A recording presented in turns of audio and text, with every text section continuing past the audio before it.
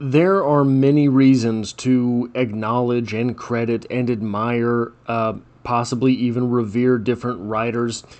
For one thing, there is the scope and breadth of what it is that they write. I've always said that if I ever leave a legacy as a writer, I hope it is that some two people, some place, are having a conversation, and one of them says, "Oh, I really like this guy's work. He wrote this," and the other guy goes, "Oh, he wrote that? I had no idea because he wrote this. It's so different, and I loved it." Just the ability to have this go so many different places is something that I would hope to be recognized for. You can recognize the swift penmanship of someone like Ernest Hemingway, the characters that exist in someone like Faulkner, the depth of the writing of someone like Emily Dickinson, the absolute ability to reset what it is, the expectations upon an art form like Shakespeare had. You know, I've read one poem from H.P. Lovecraft, I've read several short stories, and this is the first longer sort of piece that I'm reading from H.P. Lovecraft, and I've never really enjoyed the penmanship here. It's always been sort of the idea that what he is able to rev up his engine and conceptualize. It's been the conceptualization from H.P. Lovecraft that I have admired. But in this piece, we have some great quote, right, that I think is definitely what I like to call tattoo-worthy. And we will get to that in a moment. Welcome to Strip Cover Lit, where we squeeze the bigger picture out of literature. I'm Adrian Fort, and we are here for the second in a 4-part series, I believe it will be, over The Call of Cthulhu from H.P. Lovecraft. This will be a read-along followed by a review for this piece. It will exist in that playlist. It will also exist in the Classic Haunts playlist. 31 videos at least in 31 days as we lead up to Halloween in 2025. This video will include 3 separate sections: a So What Happened recap of the short story, followed by literary criticism, followed by a writer's corner from the piece. So, what happened? Well, Inspector LaGrasse has traveled to the 1908 meeting for the American Archaeological Society in St. Louis from New Orleans with a statue that he had obtained during a raid on a suspected voodoo meeting. The inspector has his statue, and they are a hit. People are loving them there, despite the fact that the experts are absolutely baffled by what it is, except for Professor Webb, who claims to have encountered something similar with a forsaken tribe in Greenland. The inspector reveals what his prisoners said, and a quote from the cultists means, "In his house at Relais, dead Cthulhu waits dreaming." A very foreboding quote indeed. Then we got the story of the inspector's New Orleans raid, and it sounds like a Black Friday sale meets The Walking Dead at a white zombie concert. Those are 3 references that do date me, so I hope you appreciate that I am an old person. Some of the cultists are captured, others are shot, and apparently others yet are tortured, because we are told that they would not divulge their secrets under torture. So that is possibly a troubling thing that is going on with the law enforcement in this story here. And then we get... I was ill-prepared. I should have had this out. I apologize. We get a very telling paragraph here. I have it printed out because I'm a man of culture. "These great old ones," Castro continued, "were not compromised altogether of flesh and blood. They had shape, for did not this star-fashioned image prove it? But the shape was not made of matter. When the stars were right, they could plunge from the world to the world through the sky. But when the stars were wrong, they could not live. But although they no longer lived, they would never really die. They all lay in stone houses in their... in their great city of R'lyeh, preserved by the spells of mighty Cthulhu for glorious resurrection when the stars and the earth might once more be ready for them. But at that time some force from outside must serve to liberate their bodies. The spells that preserved them intact likewise prevented them from making an initial move, and they could only lie awake in the dark and think whilst uncounted millions of years rolled by. They knew all that was occurring in the universe, but their mode of speech was transmitted thought. Even now they talked in their tombs, when, after infinities of chaos, the men came.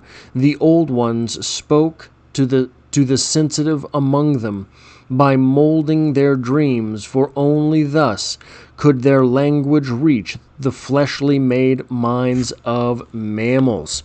So, a little bit of modus operandi there, and we'll have a little bit more modus operandi in a moment.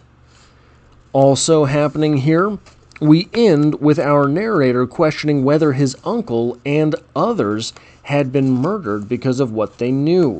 It seems that perhaps even just knowledge of Cthulhu is dangerous in itself. So, talking about the literary goings-on in this story, I want to start here.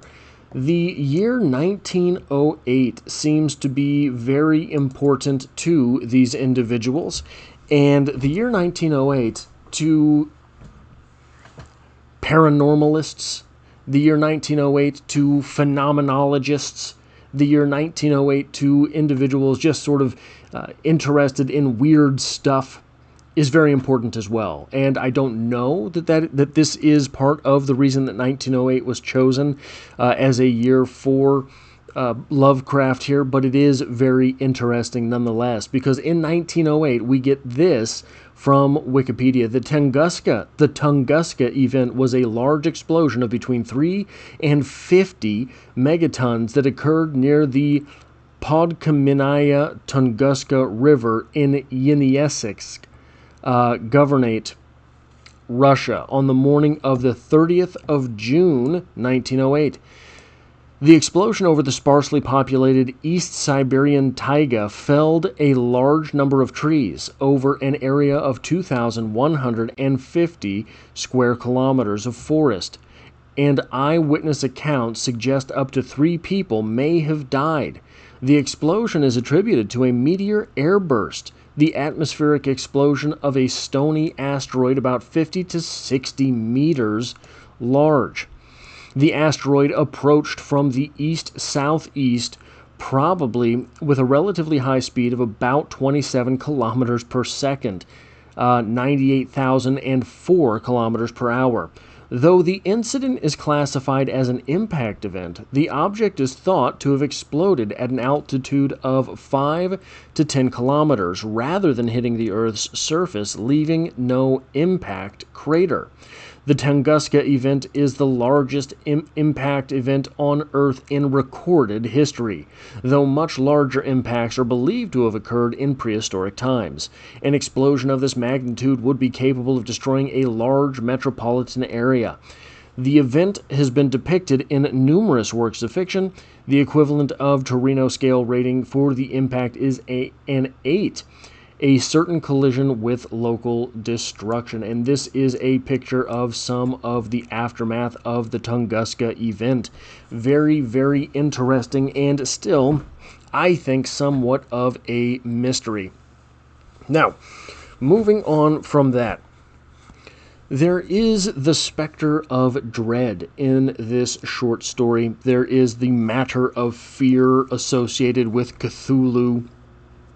And one of the scariest things about the prospect that is sort of described here, I have it summarized here as out beyond ideas of good and evil, that is a poetry reference, is that this thing, Cthulhu, and his ilk are so ancient, so very old, that the prospect of what the prospect of these, what would you call them, beings, predates ideas of righteousness and evil.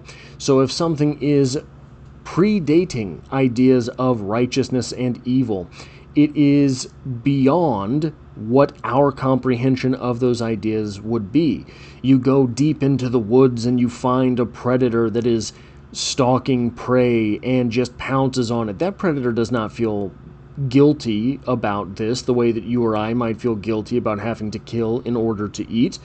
The predator just does as his nature requires. He has to eat meat, and that little mammal sure does look delicious. And that is part of, I think, the dread associated with this type of being discussed here. That these beings would not have the ideas that we do about good and evil. You can even go back, I mean, we're here in 2025, 1825.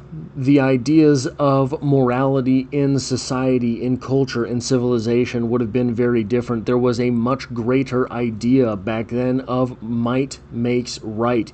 You go back 200 years before that, the 1600s, and certainly, if you could, you did.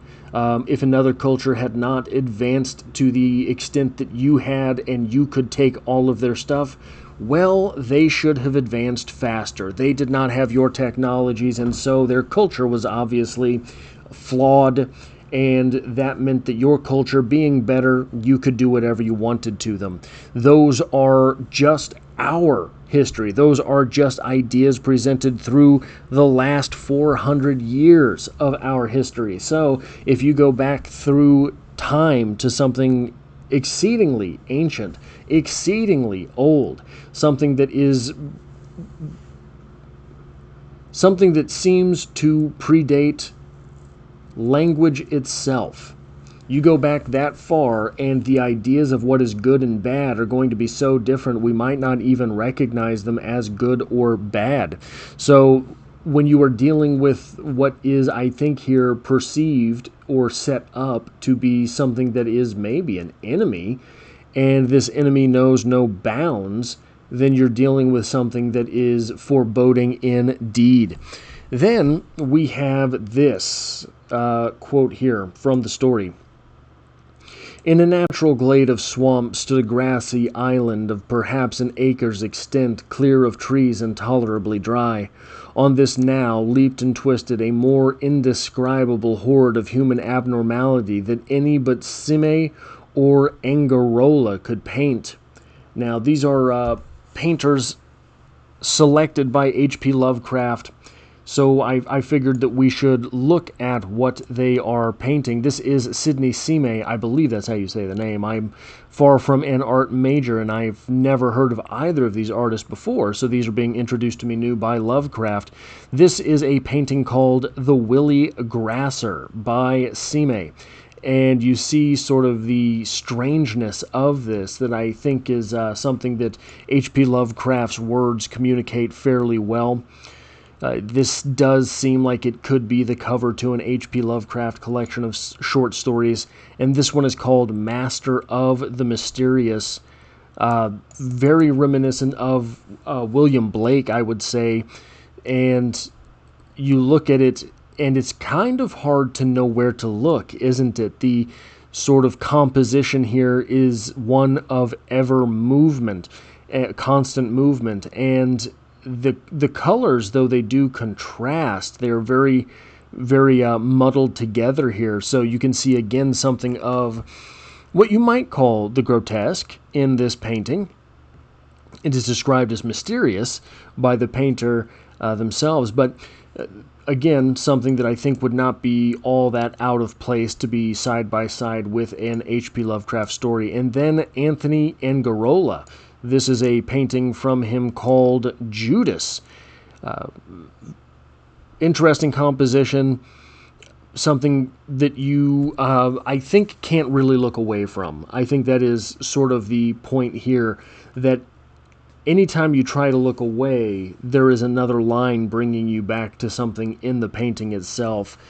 Curious, I think, collection of painters to be drawn into this, no pun intended.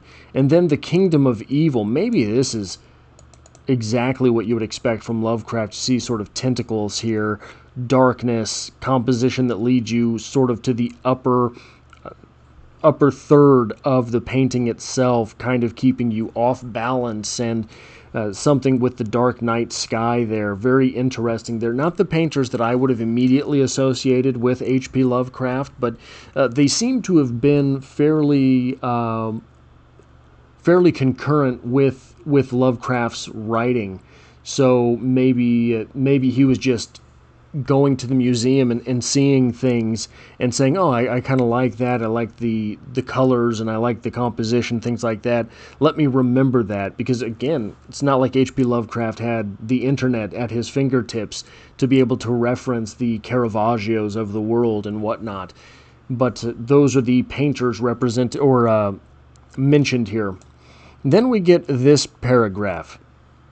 They worshipped, so they said, the great old ones who lived ages before there were any men, and who came to the young world out of the sky. Those old ones were gone now, inside the earth, under the sea, but their dead bodies had told their secrets in dreams.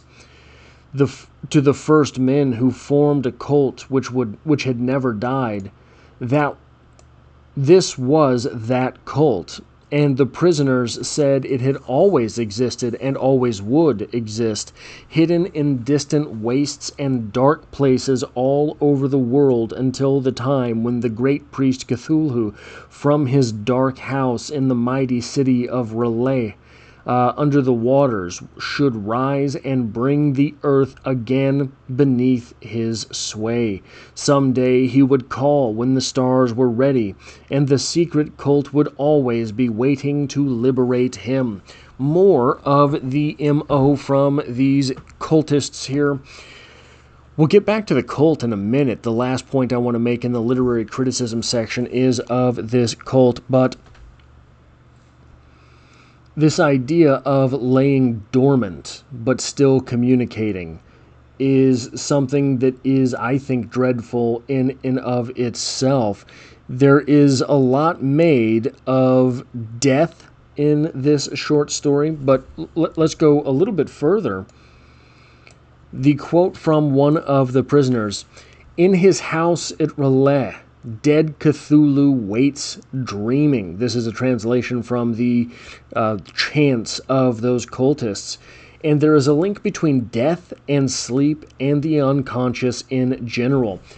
Think about how scary sleep is. You have no control over yourself, and you have no control over yourself every 24-hour period of some hours. Maybe you sleep 6 hours, maybe you sleep less, maybe you sleep a full 8 hours. If you sleep a full 8 hours every night, 33% of your life, you have no control over your being. You have no control over your thoughts.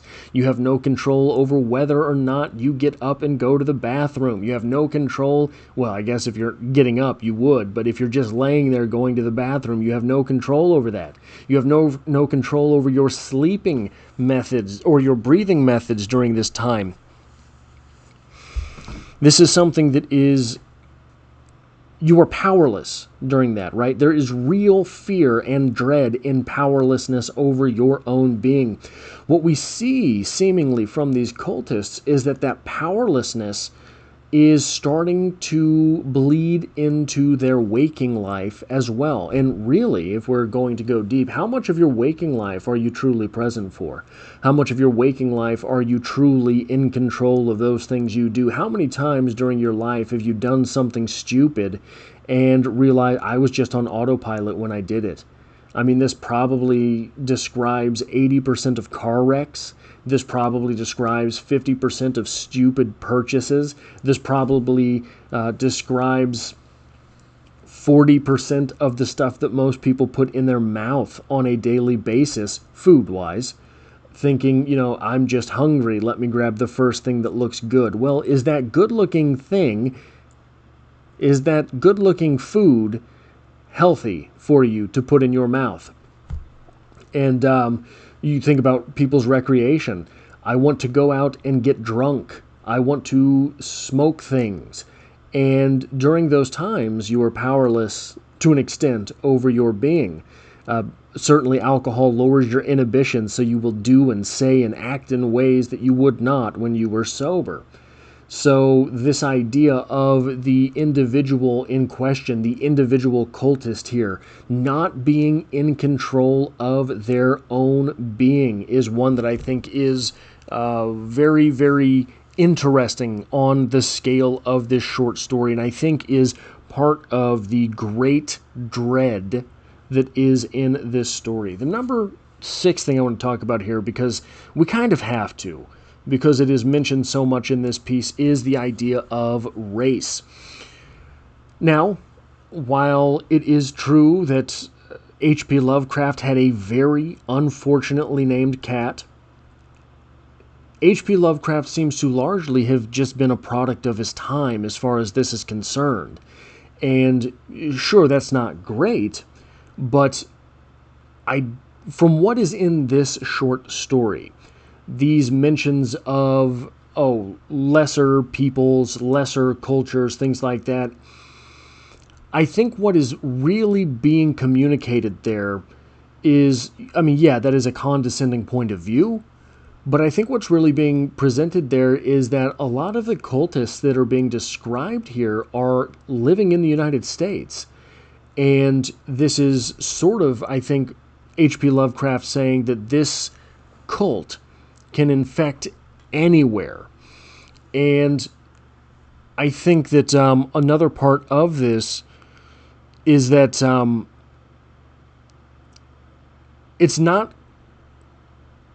it is not H.P. Lovecraft writing off, for example, the primitive tribe in Greenland. There is a hint in this story that H.P. Lovecraft is saying, look, guys, we can call them primitive all we want. They have it right. Cthulhu exists. And so we can spend our time on these newfangled religions. We can spend our time on this newfangled technology. But that ancient drive is real. So there, not to excuse anything, but just to make comment on it, right? And that brings me to the final point in the literary criticism section here. Is this short story, commentary on religion, losing its luster? The Cthulhu cultists act like religious devotees of a bygone era. They are sacrificing their lives for that greater thing, for that bigger being. And those ideas are so foreign to modern sentiments. I gotta wake up, gotta go to work, gotta come home. Work destroyed me, so I'm gonna lay down for a little bit. Then I'm gonna wake up, eat something. Then I'm gonna go to bed. Then I'm gonna wake up. Then I'm gonna go to work. Where's your God? These sentiments that these people are living in complete devotion to their religion are so foreign in the modern world of H.P. Lovecraft that these people are arrested and shot and maybe tortured along the way there. So I think that the idea of the greater being, the ancient thing, the all-powerful Cthulhu, is being chided in what is H.P. Lovecraft's modernity. But those people dedicated to Cthulhu only act foreign if you're willing to say that the greater being does not exist. So if they're right, they're kind of right. They're doing the right thing. Then the writer's corner here, and we have the tattoo quote, possibly the tattoo quote of all tattoo quotes. This is a great one. Only poetry or madness could do justice to the noises heard. That whole line could be a tattoo, or only poetry or madness could do justice That's a pretty good tattoo, too. Or only poetry or madness. That's a pretty good quote, too.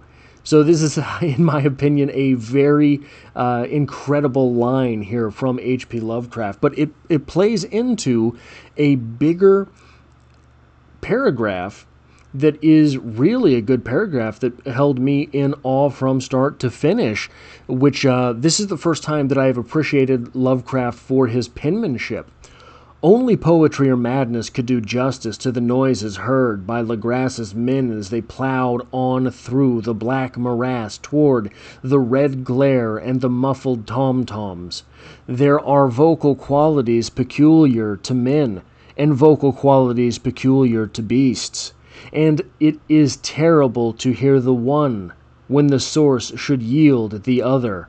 Animal fury and orgiastic license here whipped themselves into demonic heights by howls and squawking ecstasies that tore and reverberated through those nighted woods like pestilential tempests from the gulfs of hell. Now and then the less organized ululation would cease, and from what seemed a well-drilled chorus of hoarse voices would rise in sing-song chant that hideous phrase or ritual. What a powerful paragraph here. I especially like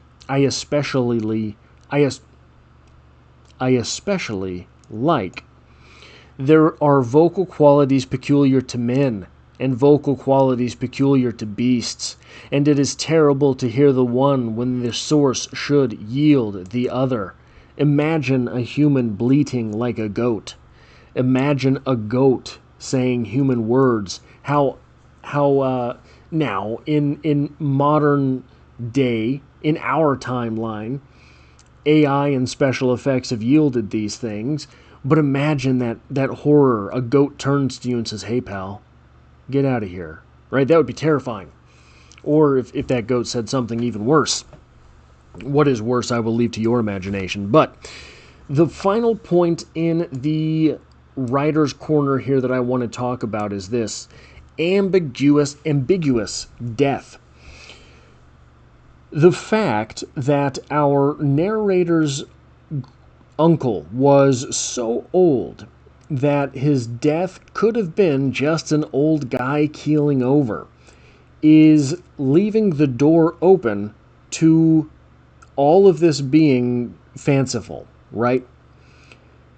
At least at this point in the story. Again, this is my first time through the story. I have no idea what happens from here out. But right now, our narrator's uncle being so old leaves open the possibility that, man, sometimes older folks just die. And I think that is important because it is driving intrigue here. If he were a 24-year-old guy, well, then it's a little less ambiguous, and you are left saying, yeah, man, something's not right here. But the ambiguity of he is an old man. Maybe he just killed over and died. Leaves, or, yeah, he could have been assassinated, right? Those questions in this text leave open important doors that are driving intrigue as we go forward. Instead of it being, hey, definitely he just keeled over. He was 106 years old, right? He's not going to live to the record age. Or he was a 24-year-old man in the prime of his health. It's super weird that he keeled over. The fact that it is ambiguous means that we do want to get to the bottom of it, and that is something that I think is an important note to take as a writer. Ambiguity drives intrigue, and it keeps doors open that the reader then does want to close. That is all I have for this video, the second in a multi-part series journeying through the Call of Cthulhu by H.P. Lovecraft. If you like or appreciate this sort of thing, hitting the like button really does help me out, as it tells YouTube to share this video with other H.P. Lovecraft readers. There is poetry on the channel every Monday, And this series will end, I believe, the week after next. So be sure that it will end with a review. So be sure to be back for that. And as always, I hope to have you back for the next video.